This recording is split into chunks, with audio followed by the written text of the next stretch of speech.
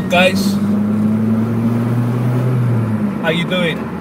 This is Richard Street Circuit.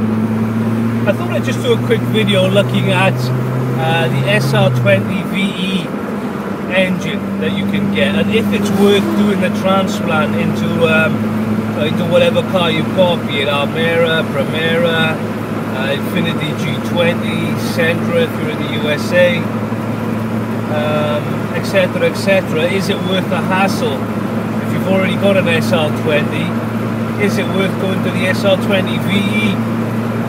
So I had the SR20 in this car for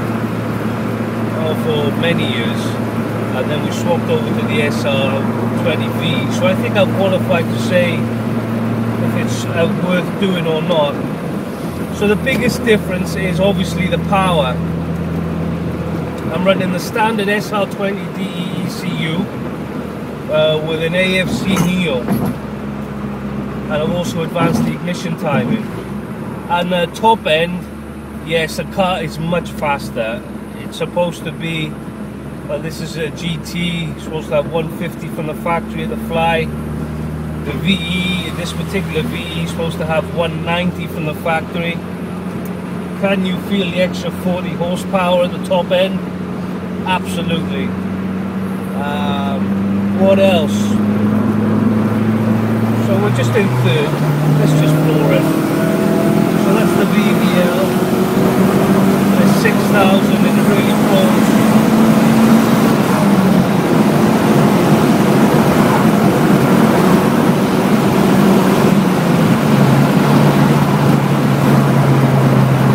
Yeah, it pulls very nicely at the top end. It's much faster than the SR20DE, for sure. Now the question is it worth changing the SR20DE for an SR20VE? That's a difficult question, to be honest, because it's not exactly a cheap swap. The SR20VE is going to be around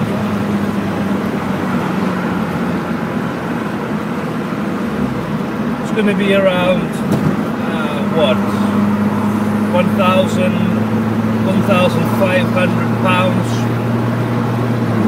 The SR20VE.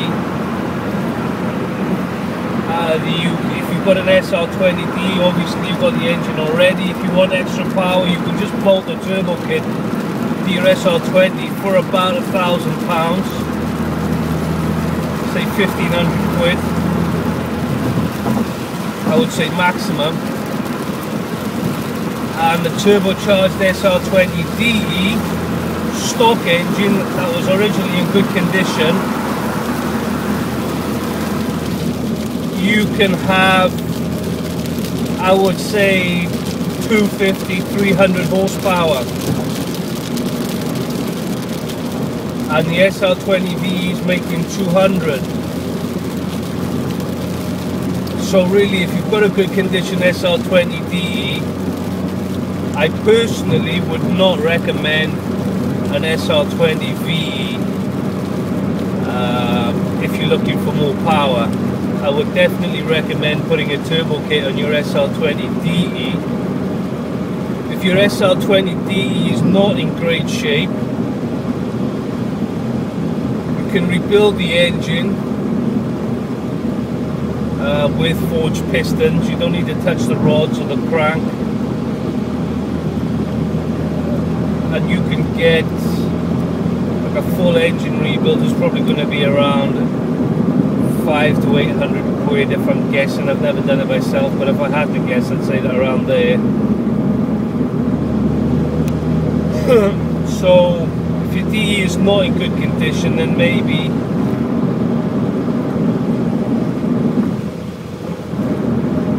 it's cheaper just to get the SR20VE and then bolt the turbo to that when you have the money.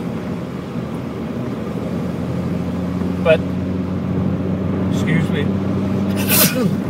But if you've got a good SR20DE already, I strongly recommend bolting the turbo to it. Don't get an SR20VE. If you've got, let's be honest, the swap is going to cost you around, with labour or time, or however you want to look at it, it's going to cost you around £1,500 to £2,000. And for that money, you're getting close to getting an SR20VET. I've seen them, they're available. You can get them for around £2,000, maybe £2,500. But say if you're thinking about an SR20VE, unless you're going in purely for the normally aspirated fantasticness, then I would strongly recommend spending the extra money and getting a XR20VET, because for the £2,000, £2,500, you're going to be getting it with a turbo, the ECU, probably not the gearbox, but with the intercooler. You know, it's going to be a complete package, maybe even more complete than the SR20VE that you're looking at, you know. So in short, if you've got a good condition SR20DE and you're looking for more power, don't get an SR20VE, get a turbo conversion for your SR20DE. If you've got a average condition SR20DE, i.e. your car needs a new engine, yeah, the SR20 kind of makes sense, SR20VE kind of makes sense, but you know, for a little bit extra, you can get an SR20VET, and that is really the one that you want. So, you know, for an extra 50%, extra 40% over the SR20VE, you can get a VET. And that is, you know, the ultimate engine. Probably one of the ultimate Nissan engines. So in short, it's hard to recommend an SR20VE. Either your budget is insufficient to stretch to the SR20VET, or you just want normally aspirated goodness. Then, you know, SR20VE is obviously the one. If I was going to do it again myself,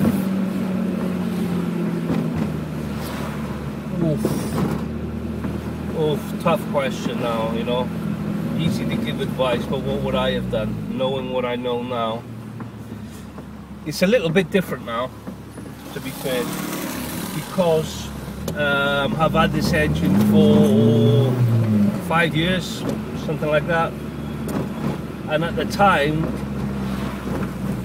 I think the SR20VETs were sky high money. They were really expensive.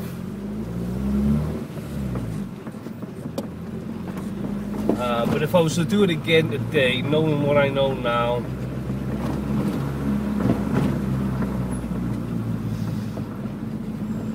yeah, maybe